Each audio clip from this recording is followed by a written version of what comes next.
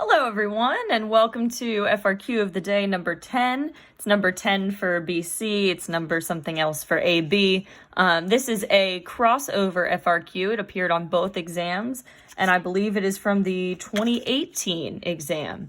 So this is a rate in out question. It's about an escalator. I think we actually did this one in class once upon a time. It says people enter the escalator line at a rate modeled by this function. So this is our entering rate. I always like to label that really clearly on my paper here. And it looks like they're only entering from 0 to 300 seconds. Because if you look after 300, the enter rate is 0. So that means that after 300, they stop entering. So that might be useful later. Okay, and it says that R of t is measured in people per second, t is measured in seconds, and then we also have that they're exiting the line at a rate of 0.7 people per second. That's our exit rate. And then it says at the beginning there are 20 people. So there's like our initial value. So this is a pretty classic rate in out problem. We've got a starting value, we have them entering, we have them leaving. All right, let's take a look at part A. It says how many people enter the line for the escalator during the time interval from 0 to 300. So key word here, I see how many. How many, that means this is an accumulation problem. So I'm going to be using an integral. And then it's how many enter. So I'm going to be using the entering function. So for part A, for how many, I need to be doing the integral. And it says from 0 to 300, so that's going to become my bounds. And it's how many enter, so it's going to be the integral of the entering function, which was R of t. So R of t dt. All right. Now, to solve this is a calculator problem, so I'm actually just going to type that into my calculator. What I've done is I went to y equals, and I put in, for y1, I put in the r of t function. I've typed that in there, so now I won't have to type it every single time. Since our integral, we're only worrying about 0 to 300, I only need to use this first line here of the function, because it's only from 0 to 300. So to solve this, I'm going to go math, and I'm going to scroll down to the integral. It's math 9 on a TI. And then I'm going to literally just type it in, 0 to 300. You could type the function again, but since I already have it in y1, I'm going to hit alpha trace, alpha F4, and then I can just hit y1. Just saves you extra typing, helps you avoid those typing mistakes. And then I'll put dx, and let's see what I get. I got 270, actually a whole number. So my answer is going to be 270, and we need some units on here. It says how many people, so this is 270 people. Now, this one was a 2-point question, so to see your scoring breakdown, score yourself, you got 1 point for using an integral, and you got 1 point for your actual answer. All right, so maximum of 2 there. Let's look at part B. Part B says, during the time interval 0 to 300, there are always people in line. How many people are in line at time 300? So again, how many? That's going to be involving integrals. So this is a pretty classic type of problem where they're asking how many. And this is going to involve a few different factors. So let's see, part B. So the total number of people, it involves a few things. You've got the number at the start. Then some people entered the line. So you're going to have to add the ones who entered. And then it says there were people leaving because you had an exit rate. So you're going to have to subtract the people who left. So we need to find these 3 items in order to get our total. So the number at the start, it tells me that at t equals 0, there were 20 people. So we're going to have 20 people. The number who entered between 0 and 300, that's actually what we found in part A. It said how many people enter. And we got what, 270? But again, let's say you hadn't found that yet. You could do the integral from 0 to 300 of your entering function. That's how we got 270. And then you need to subtract the number of people that left. So to find total numbers, we were given a rate of 0.7 people per second. So to find the total number from the rate, you can do the integral again. It's the integral from 0 to 300. And my exit rate was 0.7. And then I'm going to put a dt on there for proper notation. And if you calculate that, so I'm going to go again, math 9, 0 to 300, 0.7. That ends up being 210 people who left. Now, also, you don't technically need to do an integral for the people who left because it was 0.7 people per second, and this was over a period of 300 seconds. So you actually could just do 0.7 people per second times 300 seconds, and that also will give you 210. It's just two different ways to do it, whichever way makes sense to you. So, all in all, I've got 20 plus 270 minus 210. Okay, and that is going to give me 80 people. My unit is people here. Because I was finding, I always want to read the question, make sure I answered the whole thing. How many people are in line at time 300? There were 80 people in line. This was a 2-point question again. So your points breakdown, you got 1 point for considering the rate out. So that means this 0.7, did you use that? Like, did you remember to subtract those people? And then you got 1 point for your final answer. All right, so score yourself. Score yourself. These two first questions, by the way, are extremely typical of this kind of FRQ. You will see, they should look familiar from the ones we've done in class, but you will see this type of question on so many of these. So these are really good ones to remember how to do. All right, let's look at part C.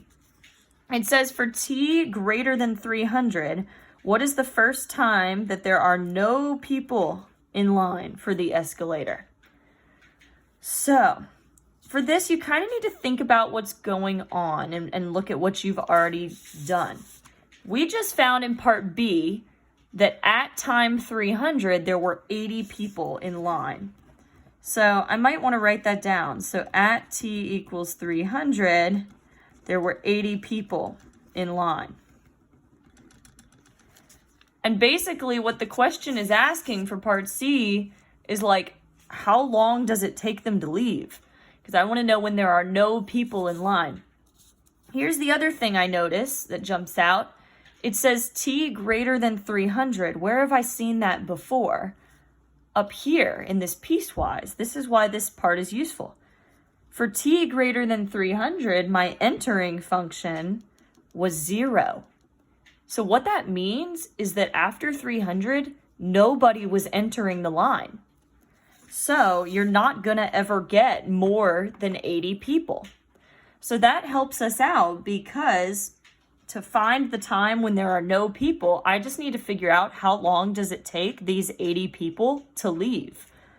And I know they leave at a rate of 0.7 people per second. So if there's 80 people and they're leaving at 0.7 people per second, I could just do 80 people per second divided by 0.7 seconds, or sorry, I messed that up, 80 people divided by 0.7 people per second. And let's see what that gives me. 80 divided by 0.7, 114.286 seconds. If you want to check and make sure you did that right, if you've got 0.7 people per second times 114.286 seconds, that should give you 80 people, and it does. So we are good on that. So what that means is that it took those 80 people this many seconds to leave the line. So let's see if that answers the question. It says, what is the first time t that there are no people? So actually, I haven't quite answered it yet, because this is how many seconds after 300. So I'm going to say, okay, I've got 300 seconds plus it took 114.286 more seconds for them to leave. So all in all, my total time here is going to be 414.286 seconds. That is the first time that there are no people in line. That's how long it took from the start. All right, now part C here, since there was really only one calculation, this was actually a 1-point question, and you just got a point for your answer. Because really all you had to do is divide it by the people per second. The trick, though, was just realizing that nobody else was entering, so all you had to do was figure out how long it took them to leave. All right, and finally, we're going to look at part D. Part D wants to know what time, so we're back from 0 to 300. What time is the number of people a minimum? This is an absolute minimum question. Again, this is a super, super common type of question in these rate in, rate out FRQs. So this is one I would really, really know how to do. I'm going to star it for you. The other reason that it's important is because this question was worth 4 points. That's almost half, right? Because it's out of 9. So knowing how to do this question or even getting parts of it can get you a lot of points. And this question shows up a lot. So good one to learn. So I'm looking for the absolute minimum number of people, okay? Now, when you find an absolute minimum, I'm going to fold this so we can see what's going on. So this is part D. So for my absolute minimum, my strategy here is I'm going to test the critical points and the end points to see which one has the lowest number. So that means I need to first find my critical points. And the critical points are going to be where the rate or the derivative, so the derivative slash the rate equals 0. So my rate here, remember, we want the rate of change or the derivative of the number of people, because I'm trying to find the minimum number of people. So my rate is going to actually involve two different things. I have an enter rate. So rate of change, it's going to be my enter rate minus my exit rate is going to give me like the overall rate of change. So we could write that as R of t minus 0.7. So that's my derivative, or that's my rate. Now to get my critical points, I need to set that equal to 0. So I'm going to have R of t minus 0.7 equals 0. All right. And remember that R of t for 0 to 300 was this long equation here. Okay. Now to solve this, remember you've got a calculator, okay? So you're not going to do this by hand. You could either type in the R of t equation minus 0.7 and then calculate the zeros, like where it hits the x-axis on the graph, use the graph screen. How I like to do it personally is I rearrange this. I add 0.7 to both sides. So I'm looking for where R of t equals 0.7. And then what I do, I've already got R of t graphed in y1. I'm going to put 0.7 in y2. I'm going to hit the graph screen. And honestly, I'm going to have to change my window because I'm just remembering now this is 0 to 300. So my window is probably way too small. Yeah, so I'll just make a pretty big window here and hopefully it shows up.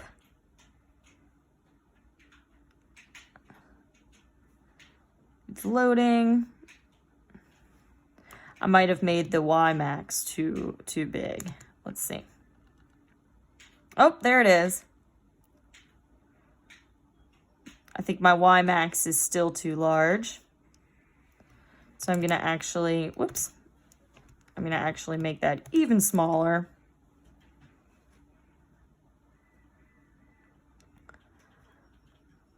So yeah, just mess with your window until you can see it.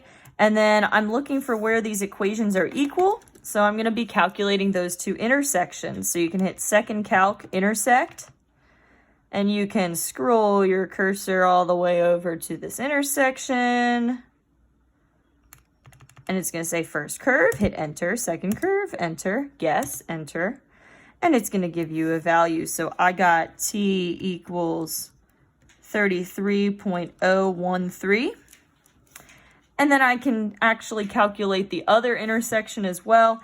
I already did this to save a bit of time. So the other one I got was 166.575. So those are my critical points. Those are where the derivative was 0. Okay, I set the derivative equal to 0, and those are the answers that I got there. So going back to what I do for an absolute minimum, I'm going to test those critical points and also my endpoints and see which one gets me the least number of people. So I like to do it by a little chart. I'm going to say time t and then number of people. This also counts for my justification to get full credit to show all my work. So I'll put my critical points, 33.013, 166.575, and then my endpoints, the problem says it's between 0 and 300. So those are my endpoints. Now to find the total number of people, this again is like what we did in question B, right? Question B said, how many people are in line? So we're basically doing question B like 4 times. So my number of people, it's going to be the number at the start, which was 20, plus the number who enter, which is the integral. So from 0 to 33.013 of my entering function, R, minus the number who left, which is going to be 0.7 times 33.013. And again, I already did all these before to save you some time here. This one comes out to be 3.803 people. So about 4 people.